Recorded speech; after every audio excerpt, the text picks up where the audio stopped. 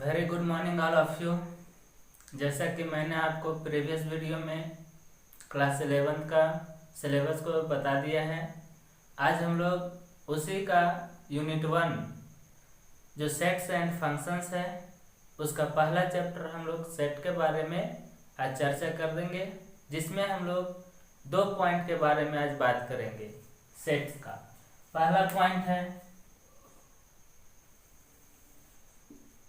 पहला पॉइंट इसमें मीनिंग को जानेंगे,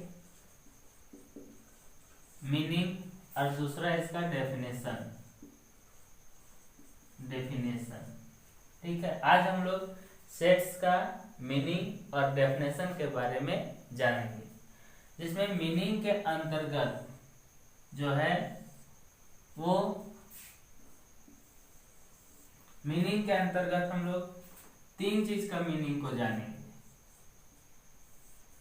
पहला है ऑब्जेक्ट्स, दूसरा कलेक्शन और तीसरा वेल डिफाइंड। ठीक है, तब हम लोग इसका डेफिनेशन के बारे में जानेंगे। ठीक है, तो सेट्स में सेट का डेफिनेशन समझने के लिए या सेट का कॉन्सेप्ट को समझने के लिए सबसे पहले हम लोग इसका मीनिंग को समझना होगा। सेट्स का मीनिंग को समझना होगा, है ना, जिसमें 3 वर्ड आता है, objects, collection and well defined. तो इन मैथमेटिकल लैंग्वेज, अगर हम लोग गणितीय भाषा में बात करते हैं तो ऑब्जेक्ट क्या है, और इन mathematical language everything's in that universe is called objects. ठीक है, इस यूनिवर्स में प्रत्येक चीजें क्या है, ऑब्जेक्ट्स है। चाहे वो ऑब्जेक्ट्स लिविंग थिंग्स हो, क्या हो, लिविंग थिंग हो या नॉन लिविंग थिंग्स हो,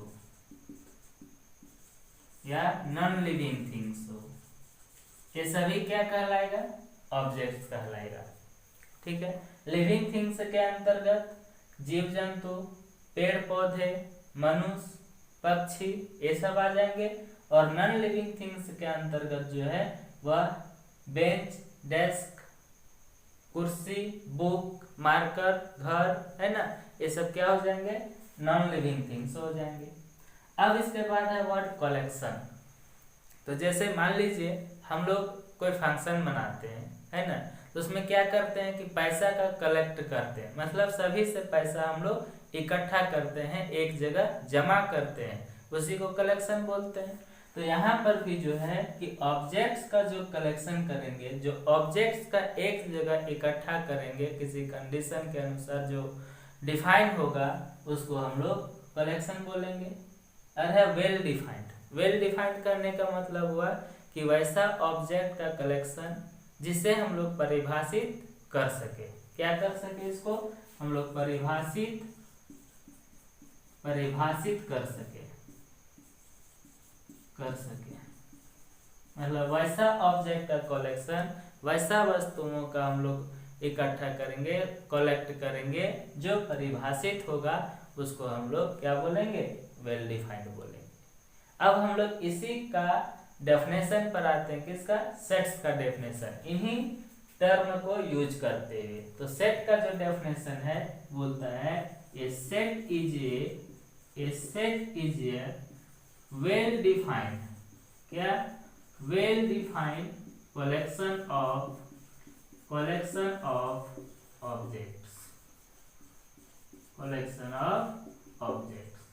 सेट क्या कहलाया कि set is a well defined collection of objects है। तो यहाँ पर देखिए हम लोग ऑब्जेक्ट्स का मीनिंग समझे, कलेक्शन का मीनिंग समझे, वेल डिफाइंड का मीनिंग समझे। अब क्या हुआ, ये इन्हीं टर्म को हम लोग क्या किए, सीक्वेंस में लिख दिए, जो कि सेट का डेफिनेशन को शो करता है। जैसे यहाँ पर एग्जांपल देंगे हम, क्या कि क्या बोला definition, set is a well defined collection of object. अभी मैंने बताया कि ऑब्जेक्ट्स क्या होगा, कलेक्शन क्या होगा और वेल डिफाइंड क्या होगा, है ना। तो इसका एग्जांपल वेल डिफाइंड मतलब जो परिभाषित हो सके।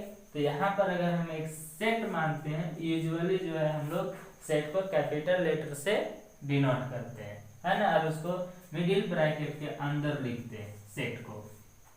तो अगर हम यहाँ बात करें कि set of all even natural numbers which is less than 10, है ना, कि set of all even natural number less than 10, तो कौन कौन आ जाएगा, 2, 4, 6 और 8। तो क्या है, वेल डिफाइंड है। क्यों डिफाइंड है, क्योंकि ये किसका सेट है, कहाँ से कलेक्शन किए हैं, नेचुरल नंबर से कलेक्शन किए। कैसा नंबर है, तो इवन नंबर है जो कि 10 से कम है।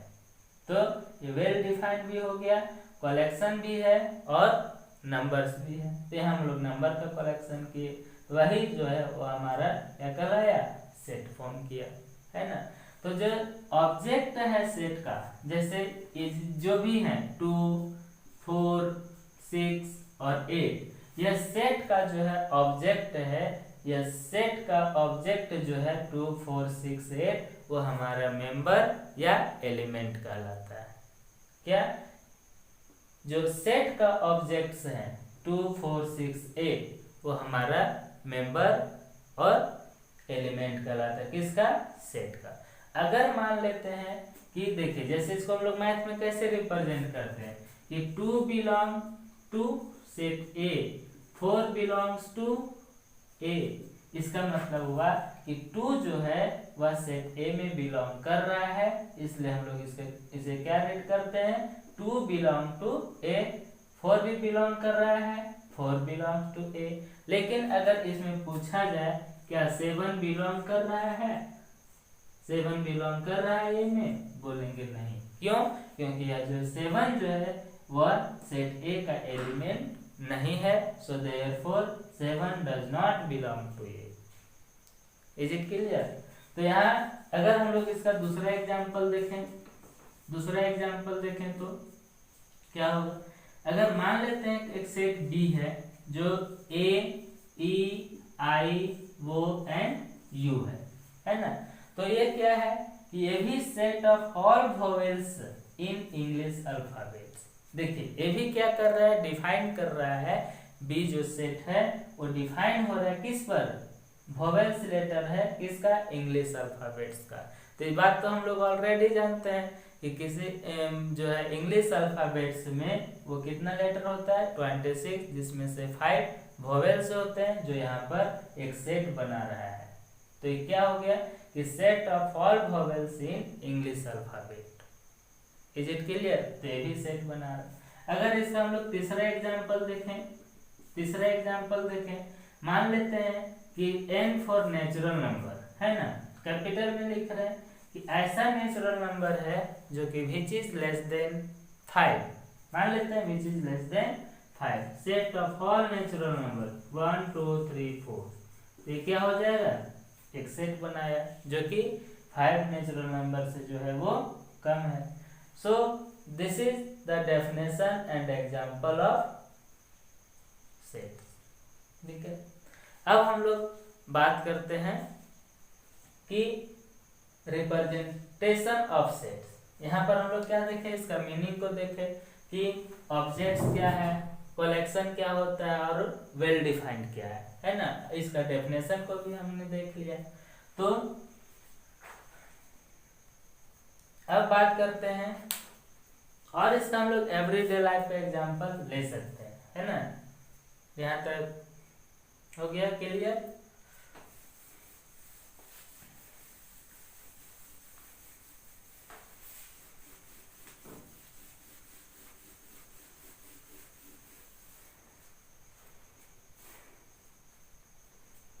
अब यहाँ एक चीज बात ध्यान रखिएगा, नोट में क्या बात ध्यान में रखना है कि the set of all beautiful girls of India do not form A set. क्या कि the collection of collection of all beautiful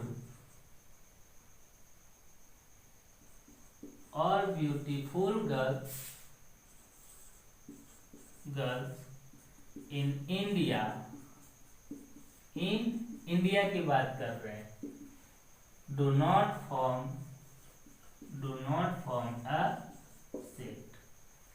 अब क्यों नहीं फॉर्म किया, सेट क्यों नहीं फॉर्म किया? कहे इसमें भी तो कलेक्शन किया जा सकता है।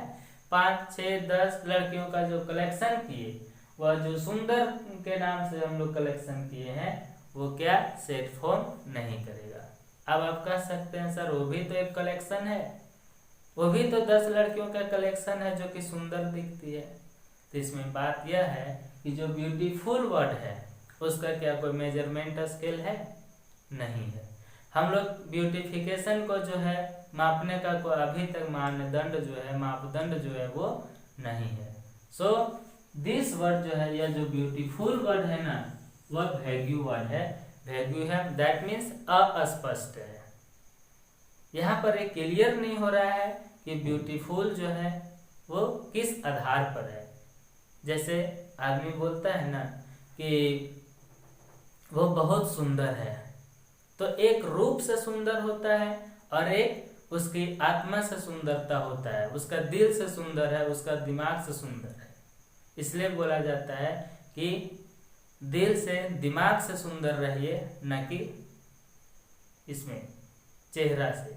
हर चमकता हुआ चीज जो है वो सोना नहीं होता। दैट मीन्स कहने का ऐसा हम लोग कथा सुनते थे कि जो ब्यूटीफुल है, सुंदर है, वह केवल रूप से नहीं, उसकी आत्मा से, उसका विश्वास से, उसका शिक्षा से भी सुंदर, उसका ज्ञान से सुंदर हो सकता है, होता है लोग, है ना। तो दैट मीन्स जो यहाँ ब्यूटीफुल वर्ड है वह एक वैग्यू वर्ड है जो कि अस्पष्ट है। जैसे इसका एक एग्जांपल ले लेते हैं। देखिए यहाँ पर मान लीजिए हम यहाँ पर जो है 4 गर्ल्स को लिए, ठीक है,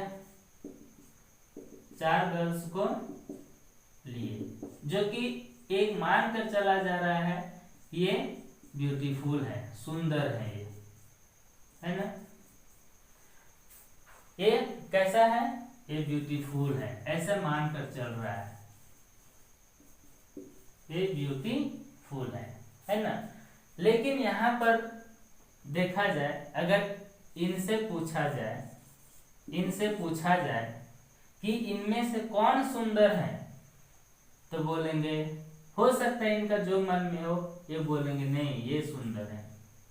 लेकिन अगर इनसे पूछा जाए, इन सज्जन से पूछा जाए कि आप बताइए ये 4 में से कौन सुंदर है, तो हो सकता है बोलेंगे नहीं ये सुंदर है।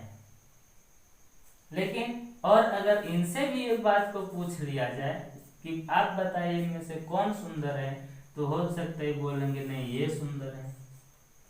तो यहाँ पर हम लोग देख रहे हैं कि डिफरेंट पर्सन के लिए जो है वो अलग अलग सुंदरता नजर आ रहा है, अलग अलग पर्सन पर, है ना। दैट मीन्स इनका जो है सुंदरता देखने का अलग नजर है, इनका अलग है, इनका अलग है। तो दैट मीन्स यहाँ पर जो ब्यूटीफुल वर्ड है, जो सुंदरता का वर्ड है, वो क्या है? वैग्यू। यहाँ क्लियर हो ही नहीं रहा है कि ये किस मायने में इनको सुंदर बोल रहे हैं, किस आधार पर ये इनको सुंदर बोल रहे हैं। दैट मीन्स क्या है? यह जो ब्यूटीफुल शब्द है वह वैग्यू है। क्या है? वैग्यू मतलब अस्पष्ट है, अस्पष्ट है, वैग्यू ही लिखिए, अस्पष्ट है ना। तो यहाँ पर जो है यह जो ब्यूटिफिकेशन है, जो सुंदर है, वो कभी भी जो है एक सेट फॉर्म नहीं करेगा। ठीक उसी तरह से जो है कुछ और वर्ड्स हैं जो कि सेट फॉर्म नहीं करेंगे। जैसे मान लेते हैं वो कौन कौन सा वर्ड है। जैसे पहला वर्ड है honest, honest person, honest person. दूसरा है मान लेते हैं गुड प्लेयर, गुड प्लेयर। तीसरा मान लेते हैं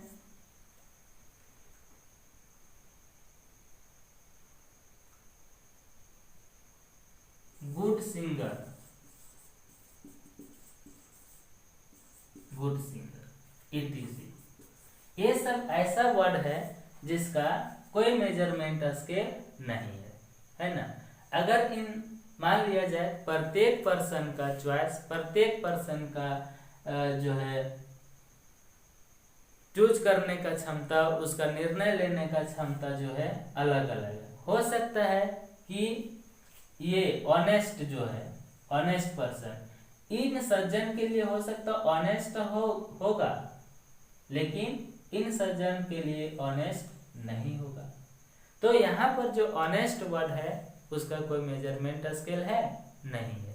so this is the not form A, do not form A set. उसी तरह गुड प्लेयर, गुड प्लेयर का हो सकता है कि अगर हम लोग क्रिकेट मैच को देखें तो उसमें से बहुत सारे ऐसे प्लेयर हैं जिनका परफॉर्मेंस जो है अलग अलग मैच में अलग अलग होता है ना। तो उनके आधार पर जो है जितने भी मैच देखते हैं लोग, उनका क्या है, अलग अलग प्लेयर के प्रति अलग अलग विचारधाराएं हैं, अलग अलग सोच है।